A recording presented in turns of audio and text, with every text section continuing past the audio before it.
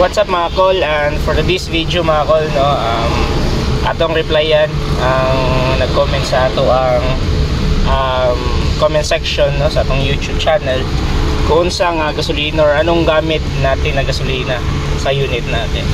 And before that mga kol, na please like and subscribe sa ating YouTube channel, pati na din sa ating Facebook page, no. So let's go. So yun nga mga kol, no. So shout out kay Sir Joe Abarquez and Amirol Aba, no, sa comment nila na kung ano yung gamit natin na or sa atong gamit nga gasolina, no. So duhara na siya kabuok, no. So dalawa lang yan siya, yung premium at saka regular na mga unleaded, no. So wala nang leaded ngayon, so unleaded na yan lahat.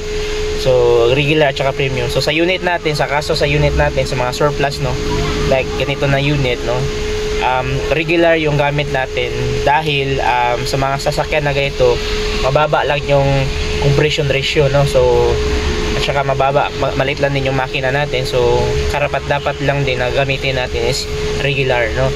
Unlike sa mga premium na gasolina, para lang yan sa mga high compression ratio. But then pwede lang din naman din natin gamitin yung premium sa ano natin, sa ganitong sasakyan. But yung mga required na mga sasakyan na need ng required na mga sasakyan na nakalagay sa manual nila na mga high compression ratio is required sa kanila is yung mga premium talaga na gasolina. But sa case natin, yung ganito, mga surplus na minivan is low compression lang siya, and then need low compression ratio yung build up niya, so need, ang recommended lang sa kanya is yung regular na gasolina. Ang katanungan, anong pagkakaiba ng regular at saka premium? So malaki yung kaibahan nila. Octane content, no, mas lamang si premium, no, kasi nga para siya sa mga high compression ratio na mga sasakyan, while si regular naman, so maliit lang yung octane niya na content, no, sa mga 87 or 91 87 to 91, and then si premium naman nasa mga 95 pataas yun siya ng mga octane content, no. So sasakyan natin is low compression ratio siya, so dapat natin gamitin is regular, no. Na unsa may nindot gamiton nga gasolina, no, regular ba or premium, no. In most cases man good, no, kung ang imong sakyanan, no, like minivan or mga commercial car nga dili siya need og kanang dili siya high compression ratio na mga sasakyan, regular na yung gamiton, kaya wala man po'y proof nga kung magamit kag premium mas nindot ang dagan sa imong sakyan, dili man ingana, no. So kung saan lang required sa manual, moro gid atong gamiton, no. Kung regular, so syempre kung magtipid ka, di ba, regular may gamiton kay para makatipid kay barato man pud ang regular sa premium, no. So regular na lang ka, di ba. Usa po dana, no, kung maingon tag unsa ang nice good kayo nga gamiton nga gasolina, ang regular man good is kusog siya masunog, no. Angay lang po siya sa mga low compression na mga sakyanan, unlike po sa premium nga lisod siya sunogon, no. Unya kung mogamit ka og premium sa low compression na kanang sakyanan, no, murag dili siya compatible. Di mo siguro nga dili compatible, but naay difference gyud, no, naay diferensya sa dagan ug sa kuan. So kasagara sa mga sasakyan, magtatanong kayo mga ibang multi-cab na mga sasakyan, gumagamit sila ng mga premium, no, okay lang man actually, wala mang problema doon, no, walang kaibahan doon. Kasi kung low compression ka, gumamit ka ng high compression na gasolina, walang problema doon.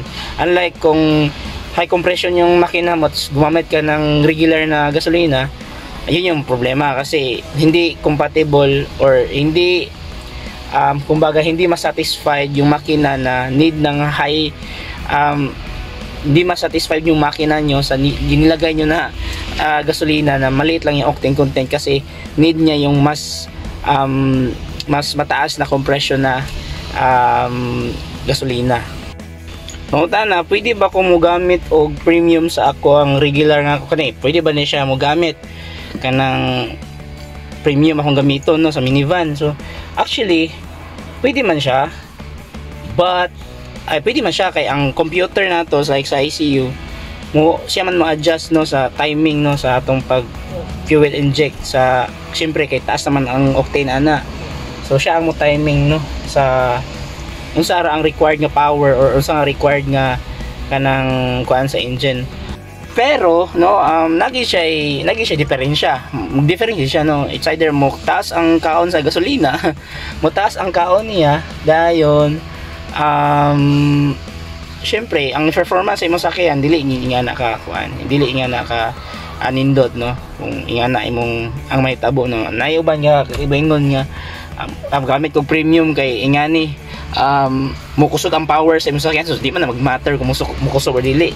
Same ra gyapon na kay ang imong sakyanan naka-built man og low compression bisa pag imo nang kanang butangan og high compression nga gasolina taas og content dili gina magbago ang power no, unlike kung imong sakyanan built imong sakyan is high compression ratio gid ang kuan niya kada noon mo kusog gid ang power na kay siyempre high octane ang imong gigamit, high compression ang sakyanan, so kusog na siya madagan. Unlike kung regular lang low compression ra og kanang low compression ra nga sakyanan then gagmay nga mga sakyanan kanang dili siya mag-matter, mas mutaas sinon ang tendency nga kusog og kaon ng gasolina.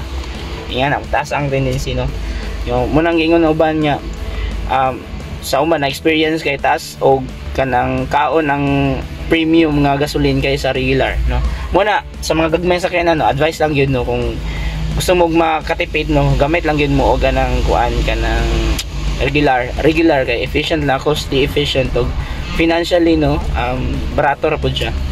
Nasa pangutana sad no kanang makahinlo ba no kung for example namo gini mga advertisement nga kung premium imong gamiton kay mas hinlo ang imong makina or other way around no. So ang kuan na ang tubag ana no dili mag-matter, actually dili mag-matter kung premium or regular imong gikuan limpyo na imong sakyanan. Kay nga naman di man buot pasabot nga kung premium ay gamiton hinlo ng sakyanan kusog mo dagan ana wala man siya additional additive contents nga mo pakusog sa imong sakyanan no. Kanang gipang advertise sa TV yung mga advertisement nga kani premium mas mo kuan dili man tinuod kay marketing ra man, marketing strategy ra na sa mga gasoline company nga mugamit mo aning premium. Siyempre kung mugamit mo premium mahal biya mas dako ilag kita ko mahal no. So wala na sila kalainan sa regular o unleaded no kung mugamit mo premium. But then akong gingon no pa sa mga minivan nga low compression lang kung gusto mo makatipid regular lagi gamiton kay walay diferensya na, walay kanang walang pagkakaiba no.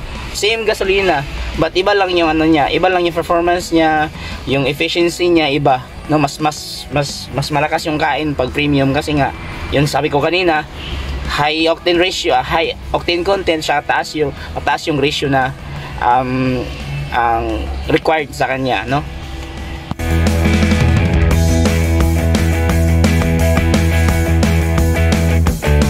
So additional kuan lang mga kol, additional tip lang or advice no, if no istorya ta og gasolina unsa nga brand no, unsa nga brand ang need or unsa nga brand ang recommended nga motobil ta no.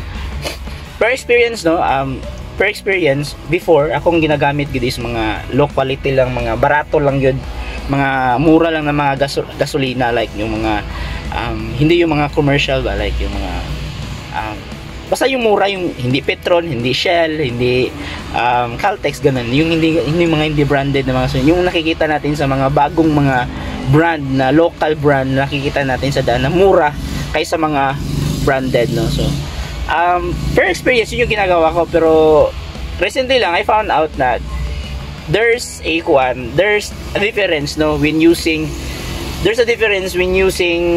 high quality gasoline than lower quality gasoline no. May ano yan siya, may effect yan siya sa ano nating engine natin no. Recently found out ko lang no dahil sa mekaniko natin na si Sir Junel na may mga ano pala effects pala pag low quality yung gasolina na ginagamit natin no. So nag-recommend siya no na mga brand ng mga gasoline, high quality gasoline like Shell and Petron no. Yan yung mga high quality na gasoline na branded. na nakikita natin sa market, no? So, ito yung explanation niya kung bakit high quality dapat yung gagamitin natin. Isa kasi sa sisirain, no, sa kumaga low quality na mga gasolina is yung valve intake natin, no. Anong mangyayari? Ito yung cause ng mga carbon buildup sa mga valve intake natin, no. Kung mababa yung quality ng gasolina, so mababa din or incomplete yung combustion power niya doon sa engine natin. So it will create carbon buildups doon sa intake natin, at saka ng carbon buildup sa valve intake natin. Loss compression, usually yun talaga yung loss compression. Maghihina yung hatak ng sasakyan mo, magba-vibrate yung sasakyan mo. Yun yung mga kadalasan, no, causes ng effects ng mga carbon buildups, no. Isa din sa dahilan is yung ginagamit na gasolina natin, yung high quality ba or low quality na gasolina, no. So yung brand ng mga binigay na recommend natin ng brand is Shell. Hindi ako nagpo-promote ng mga gasoline station, no. It's just the reality, no. So nakikita natin mas mahal yung Shell because high quality din yung gasolina nila, no. Based on experience, sabi ng mekaniko natin, napakalinis ng valve intake or engine ng sasakyan pag high quality din yung gasolina na ginagamit natin, no. So dalawa lang yung niya, pinangalanan niya na brand, no, Petron at saka Shell. So I don't type.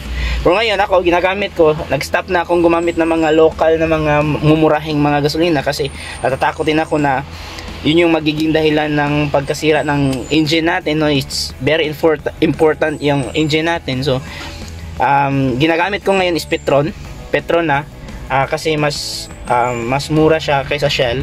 But then proven and tested na din yung Petron, no. For how many years no Petron is nandiyan na yan sa market, no. At saka engine wise, no, maganda din yung engine no performance ng sasakyan pag yan yung mga ginagamit natin na gasolina, no. So yun lang mga call, no. Sana may naintindihan kayo or may natutunan kayo sa video na to. I'm just trying, no, to explain or to share to you kung ano yung mga na-experience natin, ano yung mga natutunan natin, no, sa mga unit as paggamit ng mga gasolina, no, while we are also gathering information, no, para sa mga mekaniko based din sa experience nila, no. So I'm not saying na expert ako sa mga ganitong bagay, but I'm just trying to share, no, things na makakatulong sa inyo, no, lalo na sa mga baguhang mga users dyan, mga baguhang users na mga minivan, no. So isa lang advice ko sa inyo, no, dapat mag-research kayo, dapat magtanong kayo, no, sa mga legit na mga mekaniko na may expert din sa mga ganitong sasakyan, no. So yun lang, no. Sana nasagot ko, no. Regular yung gamit natin na minivan, na gasolina sa sasakyan natin, at yun lang, no, wala nang iba. Pwede kayong gumamit ng nasa sa inyo yan, kung marami kayong pera, premium, pwede lang din yan, pwede lang, no. But yun na sinasabi ko sa inyo, pag low compression, recommended lang talaga na gasolina is yung regular. Kaya nga kadalasan maraming mga nasisira mga sasakyan na minivan, na mga multicab, na mga pickup type, kasi yung hindi nila nakikita yung hindi nila nakikita yung importance ng gasolina na ginagamit nila. Kasi kasagala sa yung mga old na mga multicab, no, ginagamit na yung sa mga bukid-bukid, ginagamit nila is yung premium. Kasi inisip nila na pag premium malakas yung hatak, ganyan, pero walang physical proof na yun yung sanhi, no. But then isa yung sa mga causes na maraming mga multicab na mga unit or sasakyan na madaling nasisira because of that. Hindi akma yung gasolina na ginagamit nila sa sasakyan nila. So yun lang mga call, and salute, happy Independence Day.